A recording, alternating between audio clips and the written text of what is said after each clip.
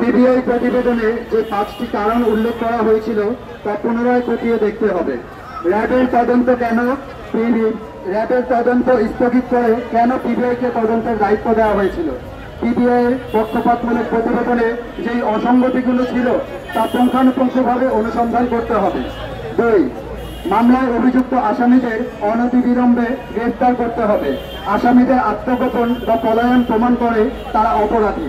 নিরপরাধ কোনো ব্যক্তি পালিয়ে থাকে না।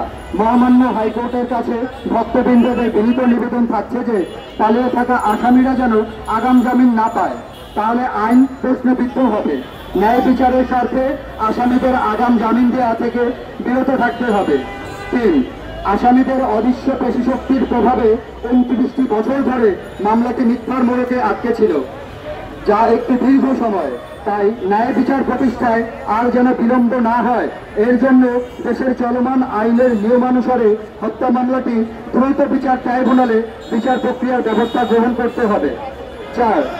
বাংলাদেশ সরকারের কাছে সালমান শাহ ভক্তবৃন্দের আবেদন, বিদেশে পালিয়ে থাকা আসামিদের ইন্টারপোলের সহায়তায় খুঁজে বের করে গ্রেফতার করে দেশে এনে হত্যা মামলাটির বিচার কার্য অতি দ্রুত সম্পন্ন করে সব শ্রেণী পেশার মানুষের প্রাণের দাবিকে প্রতিষ্ঠিত করতে হবে।